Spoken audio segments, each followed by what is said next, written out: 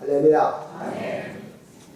날씨가 비가 이렇게 와서 불편한 점이 있겠지만 비 오는 거 감사해야 될 줄 믿습니다. 충청도 제 고향 분들 얘기를 들어보니까 400mm는 와야 되는데 400mm 가뭄이 하시거든요. 이렇게 와가지고는 지금 해결이 안 돼요. 어떤 비가 오니 감사하고 이런 걸 생각하면서 비 오니까 불편하다고 생각하지 말고 비가 오니까 감사하구나 그런 마음을 품어야 될 줄 믿습니다. 하나님의 축복이 여러분과 함께 하기를 위해서 여러분 축원합니다. 재미있는 얘기가 하나 있어서 먼저 얘기를 드리면요. 어떤 집에 밤중에 권총을 든 강도가 들어왔어요. 여러분 가정에는 절대 그런 일이 없을 줄로 믿습니다. 강도가 권총을 들고 와서 막 손들어! 손 안 들면 쏜다. 여러분 같으면 어떡하겠어요? 정신이 하나도 없는 얘기지. 그래가지고 그 주인된 사람이 손을 들었어요. 그냥 한쪽으로. 그러니까 강도된 사람이 이 사람이 손들라고 했더니 두 손을 번쩍 들어야 되는데 한 손만 들으니까 두 손 들어! 이렇게 또 호용이 섰어요. 그랬더니 이 사람이 주인된 사람이 하는 말이 여보시오. 내가 두 손을 들 수 없어서 그런 것이 아니라 한 손은 신경통으로 들 수가 없어. 그래서 한 손밖에 안 들었다. 그러니 좀 봐달라. 그 얘기 속에 그렇게 되는 거 아니에요? 그랬더니 강도가 신용통으로 손을 이렇게 한쪽을 쓸 수 없다는 얘기를 듣고는 무침합니다. 그 신용통으로 아파요. 그러니 사람이 마음이 탁 누그러지면서 하는 말이 나도 신경통 때문에 고생을 많이 했다. 신경통으로 직장을 그만두고 내가 생활대책이 안 돼서 내가 이렇게 오늘 강도하러 왔다. 괜히 내가 이게 두라도 잘못 든 것 같다. 신경통으로 내가 이렇게 어려움을 당해가지고 이렇게 왔는데 와보니까 신경통 있는 사람이야. 그러니 이게 참 내가 이게 잘못된 것 같다. 뭔가 이게 참 미안하게 됐다. 그래가지고 숨을 놓고 주저앉아가지고 얼마나 고생하고 아프냐, 어디가 아프냐 이러면서 서로 다정하게 얘기하다가 갔대요. 이런 것을 잊어서 동병상림이라고 해요. 같은 병을 앓다 보니까 같이 무시했다는 거죠. 자, 왜 이런 얘기를 하느냐면은 오늘 말씀 가운데 내용에 보면은 베드로라는 분하고 고넬료라고 하는 두 인물이 등장하거든요. 그런데 이 두 인물이라는 사람은 운명적으로 서로 만날 수 없는 사람들이에요. 그런데 놀랍게도 이 두 사람이 아주 아름다운 만남이 이루어지고 이들을 통하여 하나님의 역사가 진행되는 줄로 믿습니다. 놀라운 얘기예요. 이 열독기에서 좀 배경 설명을 하면은 이 고넬료라는 사람, 오늘 인물이 고넬료와 베드로거든요. 이걸 먼저 여러분이 입력을 시켜놓고 들어야 돼요. 거기 나오는 고넬료라고 하는 사람은요, 로마의 백부장이에요. 그러니까 이 성경이 기록된 이 당시 베드로가 살던 이 당시에 베드로 나라가 살던 나라 이스라엘 나라는 로마에게 점령을 당해가지고 지배를 받고 있다는 말이죠. 그 로마의 점령을 받고 지배를 받고 있기 때문에 로마 나라에서 그 자기의 통치하는 나라를 그냥 놔두면 안 되니까 그 부분에 군인을 파견해가지고 지역에다가 파견 부대를 두어가지고 밀란이라는 즉시 진압할 수 있도록 소요가 일어나면 즉시 이 문제를 평정할 수 있도록 부대를 갖다 파견할 거 아닙니까? 우리나라도 일본이 점령했을 때 한국에서 일본 총독부를 두고 이렇게 했잖아요. 그래서 로마 나라에서 이 팔레스틴 이스라엘 나라에 여기 가이사라고 하는 그 곳에다가 파견 본부를 두고 거기다가 군인을 갖다가 두어서 이렇게 진압할 수 있도록 하는 그런 군사를 뒀는데 그 로마에서 파견된 군대의 중대장급대는 백부장이니까 100명의 부하를 거느린다는 얘기예요. 그러면 지금 보면 중대장쯤 돼요. 이런 중대장쯤 되는 장교가 이 고넬료라는 사람이란 말이에요. 그러니까 베드로의 입장에서 보면 저 고넬료라고 하는 사람은 로마의 나라에서 파견돼서 보낸 중대장인 군인이기 때문에 어떻게 보면 참 호감이 가지 않죠. 그렇죠? 그렇지 않습니까? 여러 가지 정치적으로 여러 가지 어려움이 있잖아요. 우리나라 일제시대 여러분 보면 알지 않습니까? 일제시대 일본 제국주의자들이 우리나라를 침략해서 그들이 수탈하고 여러 가지 할 때 지금도 우리의 민족의 감정 속에 아직도 일본 사람들이 좀 이미지가 좋지 않잖아요. 좋을 수가 없는 거예요. 그러다가 이제 군인 장교라는 거예요. 그러니까 서로 상종이 안 돼요. 또 베드로라고 하는 사람은 비록 자기들이 통치를 받고 있지만 민족성으로 봤을 때는 히브리 민족은 선민이라고 해요. 선민, 택할 수 없자. 하나님의 선택된 백성이라고 그러잖아요. 그래서 선민의식이 강해요. 이 히브리 민족이 아닌 다른 사람들은 이방인이라고 해가지고 이방인들은 지금 구원도 못 받고 이방인들은 하나님의 버린 자식과 같은 자다. 우리의 선민된 우리들만 하나님의 선택된 백성이다. 이래가지고 히브리 민족들은 대대손손의 선민의식이 아주 자존심도 강하고 자긍심도 강하고 이런 게 히브리 사람들이면 베드로는 그런 마음이 있단 말이죠. 지배를 받았다. 그러니까 이방 사람들이 압력을 가하고 통치를 해도 마음속 깊은 것은 너희들은 이방인이냐? 너희들이 아무리 그래도 우리가 힘이 모자라서 지금 당하고 있는 거지 너희들은 이방인이야. 이러고 있는 거예요. 그러니까 어떻게 보면 고넬료라고 하는 사람은 자기의 정치적인 그런 입지가 좋기 때문에 거기에 대해서 자긍심을 가지고 우월감을 가지고 있고 베드로라는 사람은 종교적으로 선민이라고 하는 우월감을 가지고 있기 때문에 양쪽이 탁 나름대로의 우월감을 자존심을 가지고 있단 말이에요. 이게 만나면 충돌할 수밖에 없는 거지. 이게 어떻게 서로 만날 수가 있냐 이거예요. 운명적으로 만날 수가 없는 입장이 됐다는 거예요. 그런데 참 놀라운 사실은 오늘 성경에 이 어색할 수밖에 없는 사람들이 주 안에서 아름답게 만남이 있다. 그런 얘기예요.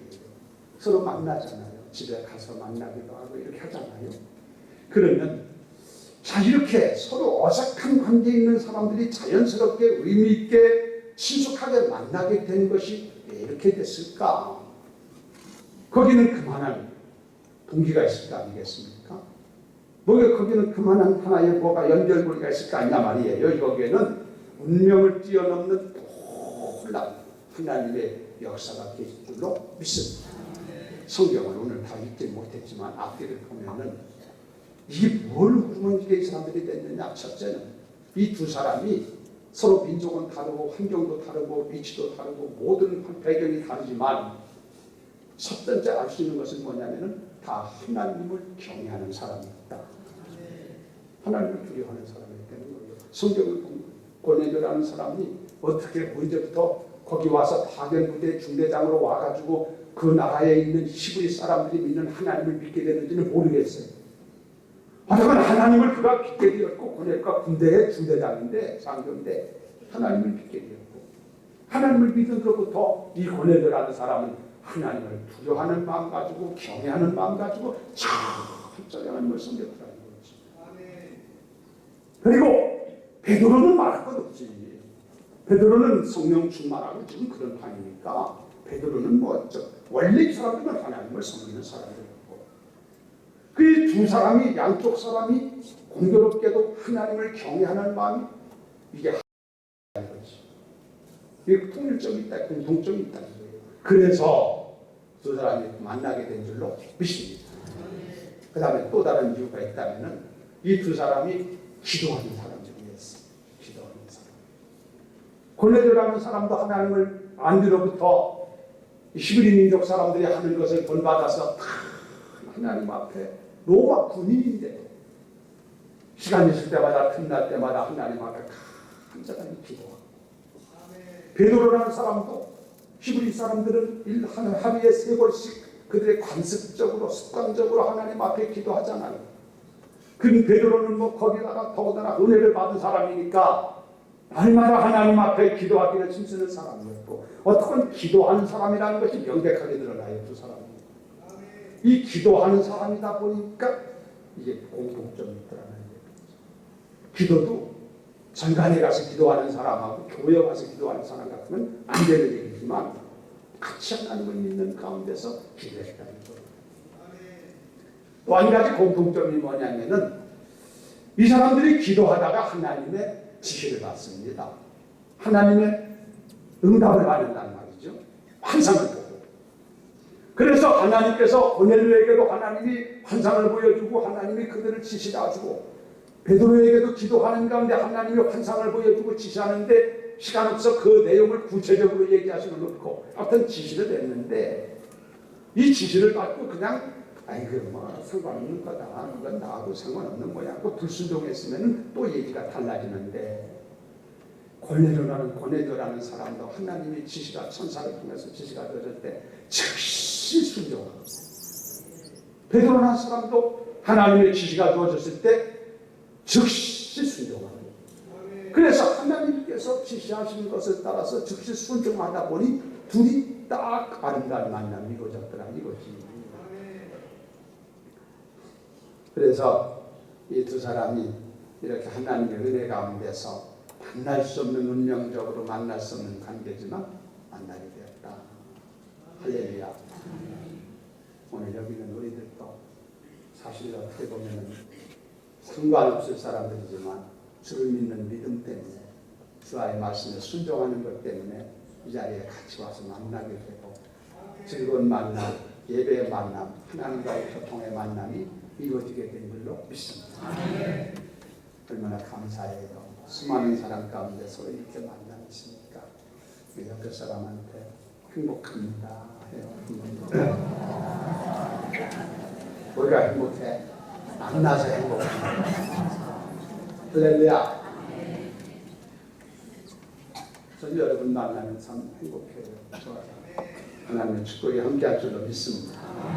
자, 여기서 이제 우리가 교훈을 좀 나눌 것이 있는데, 제가 이 고넬료라는 사람의 신앙이 어떤 신앙이었냐는 것을 좀 말씀드리고, 또 베드로라는 사람의 신앙은 어떤 거냐는 것을 좀 얘기 좀 드리려고요. 그래서 우리들도 이런 신앙을 가져야 되겠다, 그런 생각을 갖는 거죠. 그럼 먼저 고넬료라고 하는 사람을 이렇게 보면은 이 사람 신앙이 너무 아름다워. 나는 우리 교회 성도들이 고넬료 신앙 공부하기를 예수님으로 축원합니다. 근데 고넬료의 신앙은 성경을 통해서 가만히 보면은 이 사람의 신앙의 특징이 있는데 뭐냐면, 이 사람은 하나님 임재 의식이라고 해요. 내가 하나님 앞에 있다. 여기 성경에도 그러고 우리가 하나님 앞에 있나이다 그러거든요. 여러분, 이 신앙이라는 게요, 하나님의 임재의식이 굉장히 중요한 줄로 믿습니다. 오늘 여러분들이 교회에 나와서 여기 계신데 여러분이 지금 누구 앞에 있습니까? 하나님 앞에. 따라서 나는 하나님 앞에 있나이다. 하나님 임재의식. 이걸 어전의식이라고 표현해요. 이 고넬료는 언제든지 자기가 하나님 앞에 있다고 생각했다. 그래서 로마의 군인이지만 하나님 앞에 있기 때문에 하나님께서 나의 기도를 들으시고, 하나님이 나의 경건한 삶을 살피고 계시고, 하나님이 부족하지만 내가 구제하는 모든 행동도 바라보시고, 그런 것을 다 생각하고 있어요. 그러다 보니까 하나님 앞에 있다고 생각하니까 하나님께서 말씀만 하시면, 하나님께서 본 말씀만 하시면 내가 언제든지 순종하겠습니다. 순종적 신앙, 이 아름다운 신앙을 갖게 된 줄로 믿습니다. 할렐루야. 우리 신앙이 좋다는 게 뭐예요? 성경 많이 하는 게 좋은 게 아니에요. 많이 않으면 물론 나쁠 거예요. 없지만 여러분, 바른 신앙은 언제든지 내가 하나님 앞에 하나님의 임재의식을 갖는 신앙이 귀한 신앙인 줄로 믿습니다. 그리고 하나님께서 말씀하시면 내가 그대로 순종한다. 그런 신앙, 그런 신앙이 가장 귀한 신앙인 줄로 믿습니다. 얼마나 순수한 믿음인지 몰라요. 권해자라는 사람. 비록 군인 장교지만 이 사람 신앙 너무너무 아름다워. 옛날이나 지금이나 하나님은 이런 고넬료 같은 믿음을 가진 사람을 사용하는 줄로 믿습니다. 또 이런 신앙 가지면 사람이 변화가 와. 하나님 앞에 내가 있고 하나님 말씀 앞에 내가 철저하게 순종한다. 이만만 여러분 가져보세요.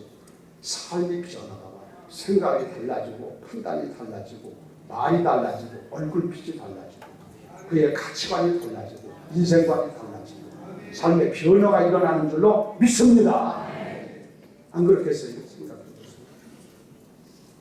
이걸 느끼지 못하기 때문에 불순종하고 순종할 줄 모르고 하나님 앞에 있다는 것을 내가 느끼지 못하기 때문에 내 멋대로 살고 자연히 자제하며 사는 거 아니겠어요? 하나님 앞에 하나님 말씀 앞에 내가 진짜 순종하리라. 그렇게 하면 그 사람은요 삶이 확 달라져요. 그래도 이런 달라지는 삶이 이루어져야 될 줄로 믿습니다. 재미있는 얘기가 하나 있는데요. 교회 옆에 구멍가게가 하나가 있었어요. 우리 교회는 옆에 구멍가게가 없어요. 구멍가게가 하나 있는데 구멍가게 하는 주인이 되시는 사람이 운영하는 사람이 교회를 다니진 않아요. 근데 이 사람이 전도를 잘해요. 어떻게 전도를 하면 손님이 오기만 하면은 이 옆에 교회에 근래 새로 목사님이 오셨는데 그 목사님이 얼마나 훌륭하고 설교를 얼마나 잘하는지 알 수 없다. 설교를 잘하는 분 같다고 소개를 해요. 사람들. 그 사람들이 손님으로 왔던 사람이 그 얘기를 들으면 호감이 생기잖아. 아, 나도 그 교회 가봤으면 좋겠다. 여러분이 이 말로 나팔을 잘 불어야 돼요. 교회를 정확히 부정적인 얘기 사람들한테 하지 말고 하여튼 좋게 소문내요. 할렐루야. 그래야 사람들이 호감을 갖고 마음을 열고 올 거 아닙니까? 내가 가면 교회 가면 저 교회가 아니라 이 생각하지. 자꾸 비판적인 얘기나 하고 안 좋은 얘기만 하면 내가 너희 교회 가나봐라 하면 다른 교회가 이런단 말이에요. 그런데 이 구멍가게 이 양반은 교회를 와서 예배도 안 드리는데 교회 목사님이 훌륭하고 설교를 잘 하는 것 같다. 이런단 말이에요. 그러니까 사람들이 그 말을 듣고 참 호기심을 가지고 교회로 막 와요. 그런데 어느 날 그 가게, 그 교회 다니는 교인이 딱 가는데 그 얘기를 하는 거예요. 근데 이 사람은 알아. 이 가게, 구멍가게 하는 사람이 교회를 오는지 안 오는지 알거든요. 이 교회가 안 나오는 사람이 목사님이 좋으니 설교를 잘하느니 이랬으니까. 그래서 물어봤어요. 당신이 교회 가서 설교를 들어봤느냐? 그랬더니 나는 교회 가서 바빠가지고 가지 못하고 들어본 일이 없다. 그럼 당신이 들어보지도 않았는데 그렇게 설교를 잘한다고 그렇게 어떻게 알아서 얘기하느냐? 물어보니까 그거 알기 쉽습니다. 그러면서 뭐라고 하냐면 근래에 목사님 새로 온 데로부터 교인들이 외상값을 잘 갚습니다. 변화가 없고요. 교인들이 외상값, 그 사람에게는 외상값 문제지. 외상값을 잘 갚는단 말이에요. 사람들이 좋아졌다 이거지. 변화가 왔다. 그러니까 교회 목사님의 설교를 잘하는 모양이다 생각한 거지. 변화 얘기를 하다 보니까 이런 얘기를 드렸는데요. 어떻게 우리들은요 바른 신앙 가져야 될 줄로 믿습니다.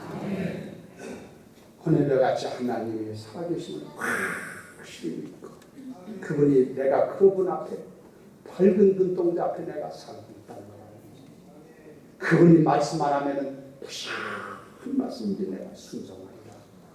이런 정신, 이런 믿음을 가지면 그 사람은 반드시 삶의 변화가 일어날 줄로 믿습니다. 그런데 이 고넬료라는 사람이 이런 마음, 이런 신앙 가지고 있는데 어느 날 고넬료가 기도하는데 항상 선서하다. 사자가 나타나서 말씀을 하는 거예요. 기도하는 너 지금 요파 항구에 가면은 피장이 시몬의 집에, 피장이라는 것은 이 가죽 제품을 만드는 것을 피장이라고 해요. 오늘 성경 새로 번역한 건 무구쟁이라고 했을 때다마는 전에 성경은 피장이라고 했어요. 요파의 항구에 가면은 피장이 시몬의 집에 들어가는 사람이 거기다. 하나님이 지으시는. 그러니까 너는 그를 데려다가 그의 말씀을 들어라. 하나님의 지시가 있네. 그 고넬료는 그 지시를 받고, 천사의 지시를 받고 정신을 부쩍 지르고 자기의 신복 중에서 도와줄 가운데 참 똑똑하고 신복, 이름만 잘 듣는 사람 몇 사람을 불러가지고 당장에 지금 요 방으로 가서 그 피장 시몬이라는 사람을 찾아가지고 그 집에 베드로라는 사람이 있으니까 그분을 모셔요. 이렇게 순종한다는 말씀이에요. 순종 잘하거든요. 그리고 자기 집에서 이제 그분이 오면은 그분이 하는 말을 들어야 되니까, 하나님이 들으라고 했잖아요. 그분의 말을 들어야 되니까 자기 혼자 듣기는 너무 아까워. 그래가지고 자기 가족들 다 모아놓고, 친구들 모아놓고, 친척들 모아놓고, 이웃사람 모아놓고, 하여튼 모을 수 있는 사람을 자기 집에 다 모아놓고 그분 오면 그분만 들으려고, 베드로 얘기를 들으려고 하나님이 하시는 것입니다. 준비하고 있어요. 순종적인 사람이죠. 진짜. 그런데 베드로가 마침내 온 거예요. 베드로 모시고 와라 했더니 사람들이 가가지고 베드로를 잘 모시고 왔어요. 왔는데 이 베드로가 왔는데 이 고넬료라는 사람이 로마의 군대 지휘관이라고 해서 중대장, 장교란 말이요. 그들은 자존심도 있고 그렇지 않습니까? 지배민족인데 거기는 이 수준이 다르단 말이에요. 그럼에도 불구하고 하나님을 두려워하는 사람이기 때문에 하나님의 지시를 받아서 그렇겠지만 베드로가 왔는데 그래서 절을 한단 말이에요. 그 베드로가 깜짝 놀라가지고 여보시오, 나도 사람인데 일어나시오. 내가 사람이지 하나님이 내가 아니다. 그러니까 이는 하나님이 보낸 하나님의 사자를 본 겁니다. 내일부터는 우리 교인들도 나만 나면 이럴 줄 모르지. 맨날 그럴 수는 없지. 이게요, 사람이나 이게 우리 알아야 돼요. 성경에 보면요, 마태복음 10장에 예수님께서 제자들을 파송하시면서 이렇게 말합니다. 주께서 제자들에게 이르시되 너희를 영접하는 자는 나를 영접하는 것이요, 나를 영접하는 자는 나 보내신 이를 영접하는 것이다. 지금 사람을 보고 하는 게 아니에요. 그 배후에 계신 하나님을 보고 있습니다. 그래서 우리들이요, 하나님의 향한 마음이 그 보내신 분에게 그대로 나타나는 거예요. 이거 우리 알아요. 베드로가 이 목적 앞에 이렇게 하잖아요. 고넬료가 베드로를 만나자마자 자존심이고 뭐가 큰데 하나님이 보낸 사자. 이건 꼭 그렇게 여러분에게 하라는 건 아니지만 이런 마음, 이런 자세. 오늘 여러분이 오셔서 지금 여기 최 목사가 얘기한다고 생각하면 은혜가 안 돼.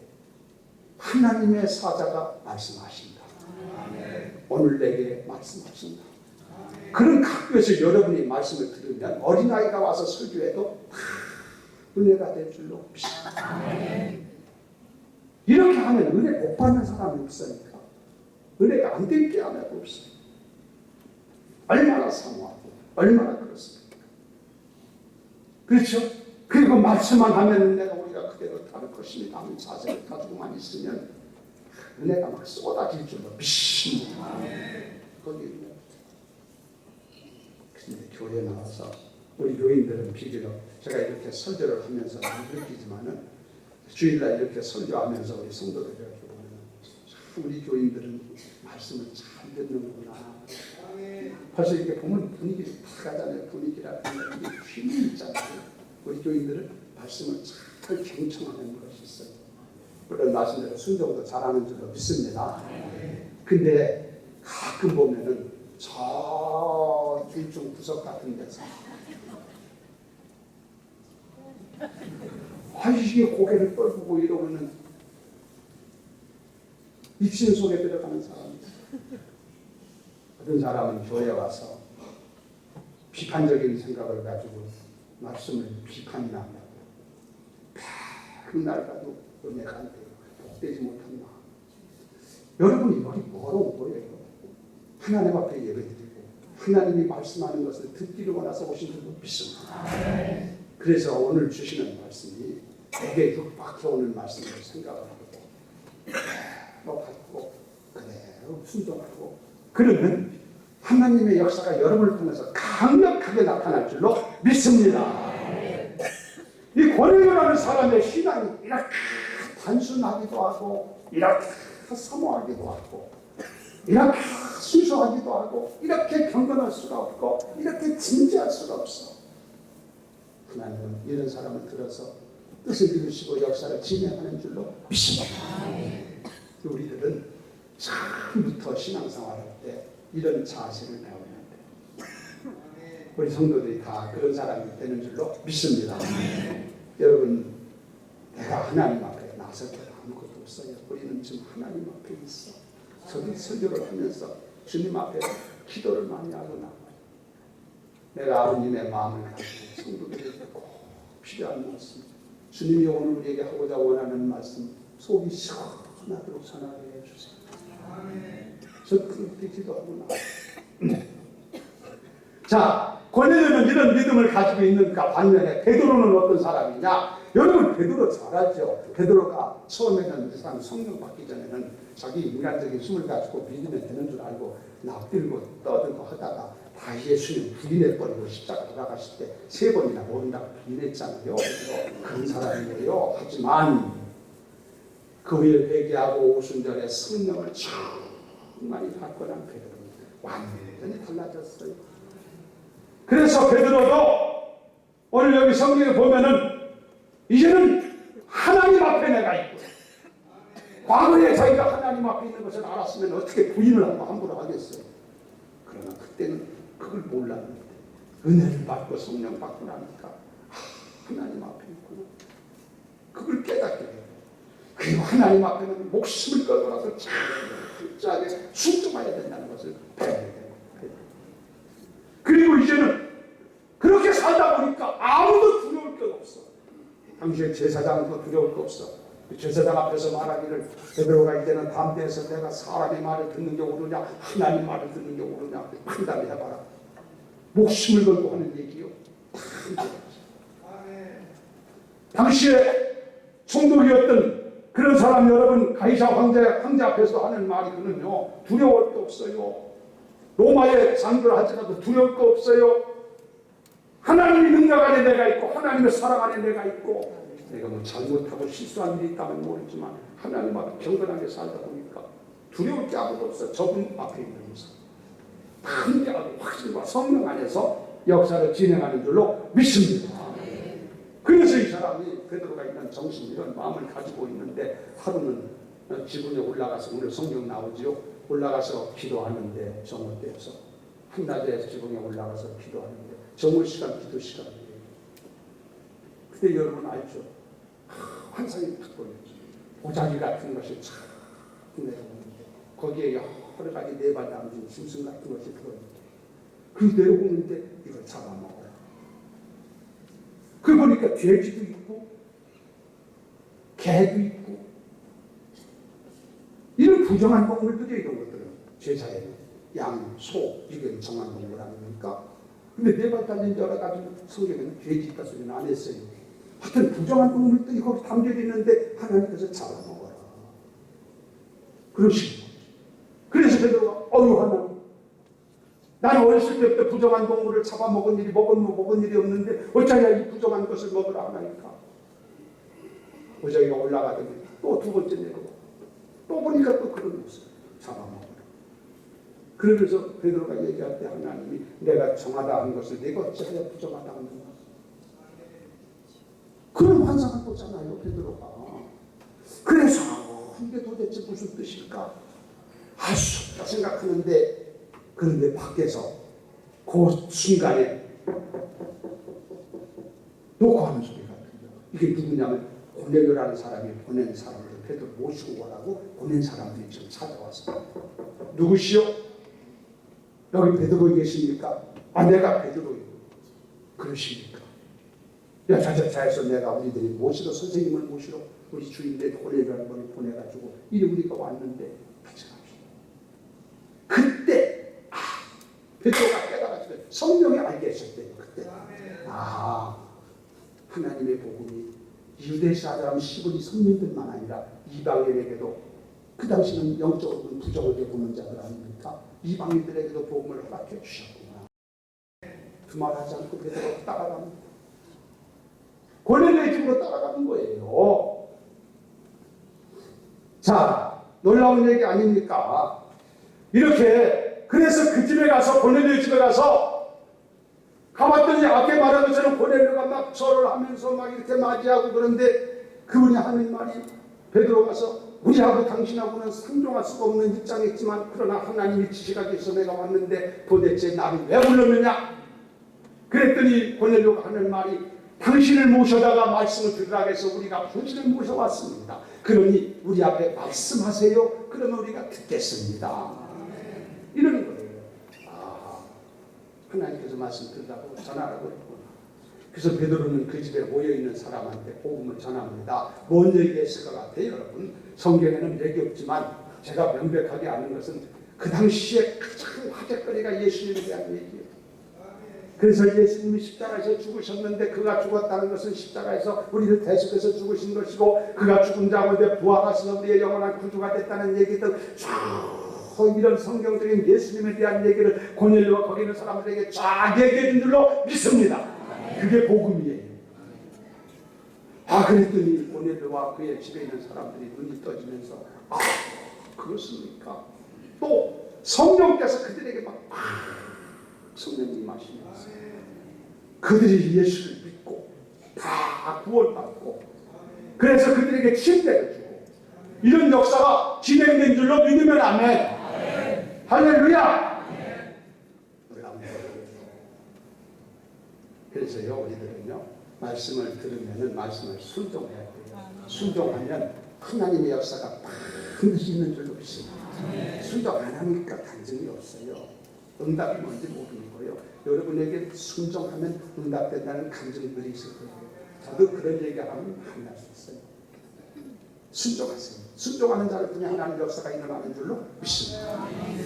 미국에서 있었던 일이라고 하는데, 주일학교 교사가 된 분이요, 주일학교 교사가 한 번은 길을 지나가는데 남자아이들 4아이가 놀고 있습니다.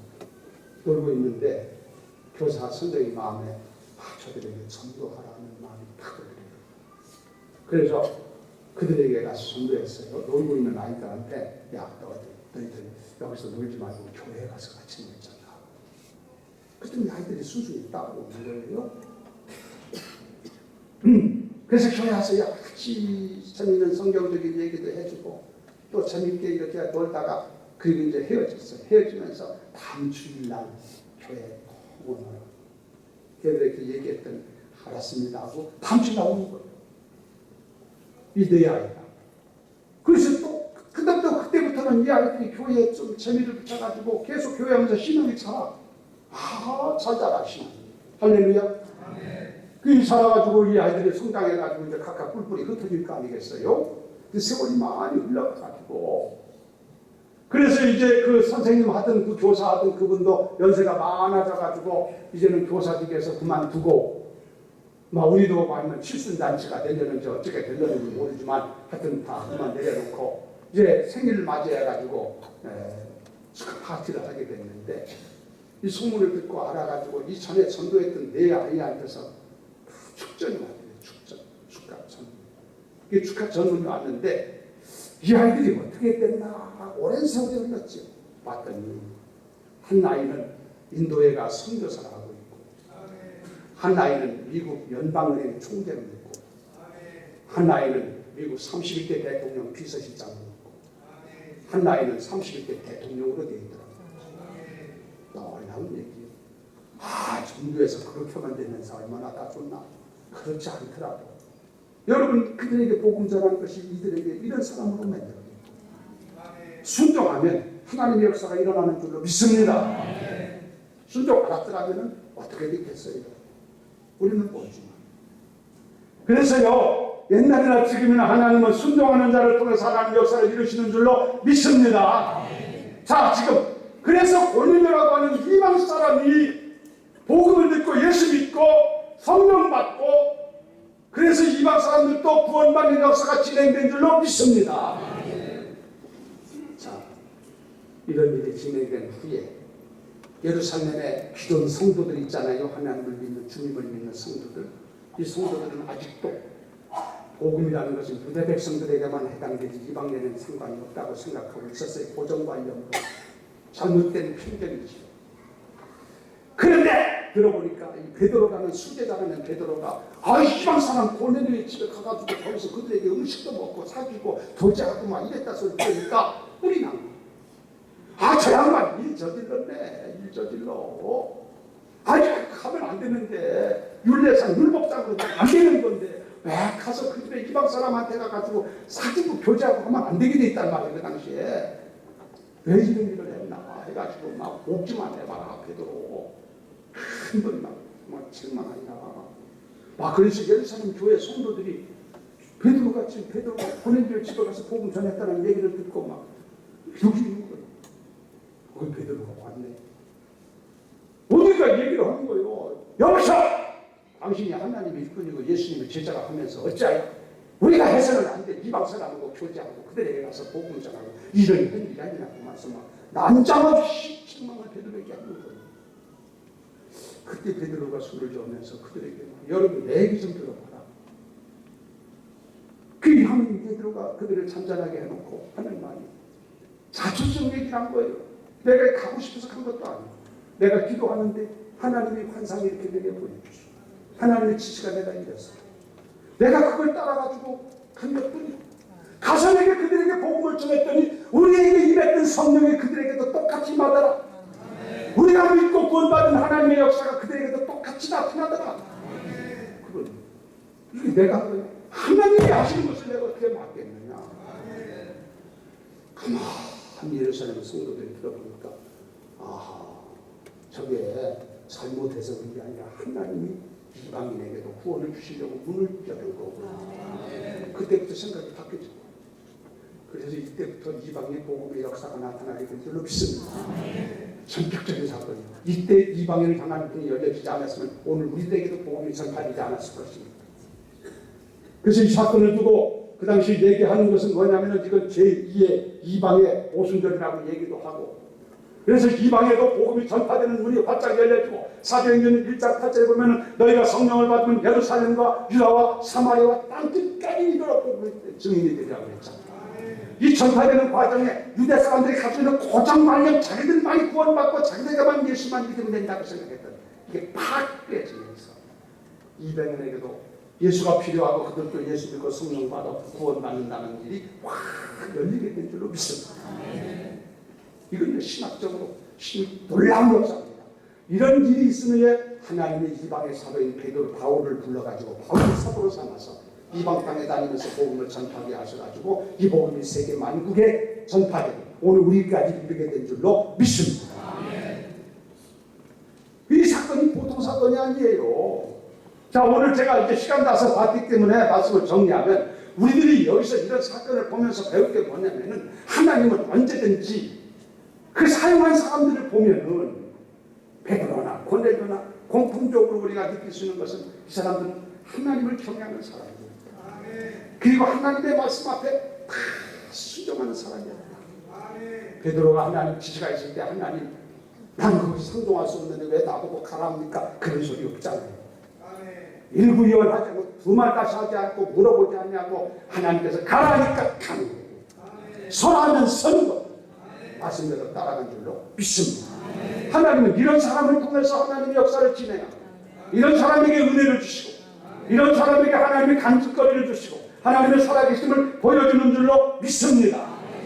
그러니까 우리들도 그런 신앙을 가져야 된다는 거예요.